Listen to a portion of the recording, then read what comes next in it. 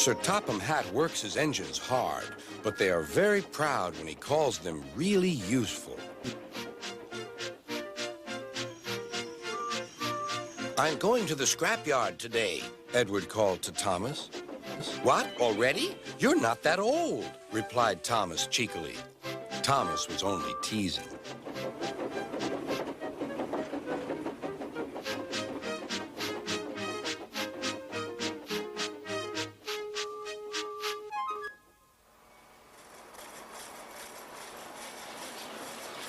The scrapyard is full of rusty old parts and machinery. They're broken into pieces, loaded into cars, and Edward pulls them to the steelworks where they are melted down and used again.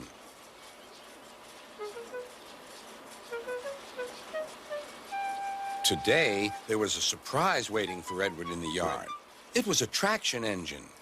"Hello," said Edward. "You're not broken and rusty. What are you doing here?" "I'm Trevor. They're going to break me up next week." "What a shame," said Edward. "My driver says I only need some paint, polish, and oil to be as good as new, but my owner says I'm old-fashioned." Edward snorted. "People say I'm old-fashioned, but I don't care. Sir Topham Hatt says I'm a useful engine. What work did you do?"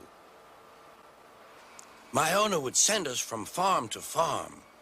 We threshed corn, hauled logs, and did lots of other work. The children loved to see us." Trevor shut his eyes, remembering. "Oh, yes, I like children."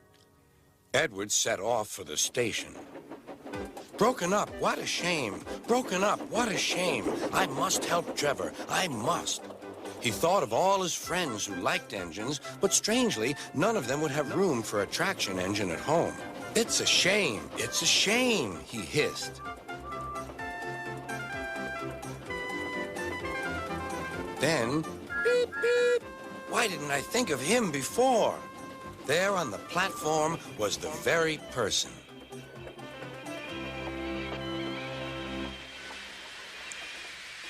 "Hello, Edward. You look upset." "What's the matter, Charlie?" he asked the driver.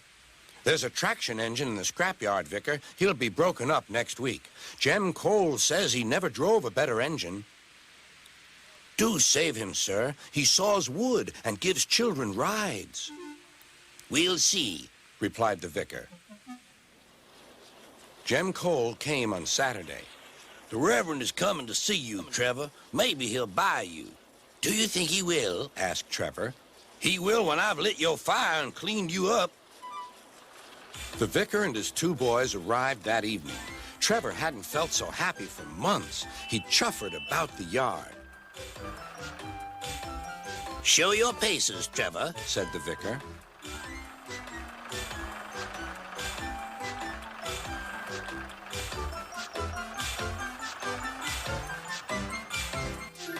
Later, he came out of the office smiling. "I've got him cheap, Jem, cheap."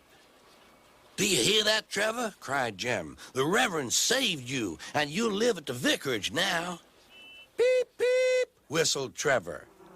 Now Trevor's home is in the vicarage orchard, and he sees Edward every day.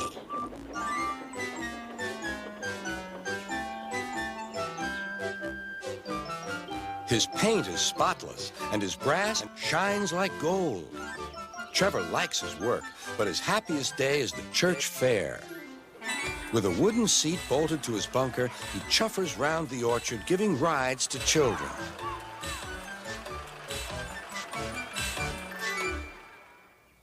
Long afterward, you'll see him shut his eyes, remembering. "I like children," he whispers happily.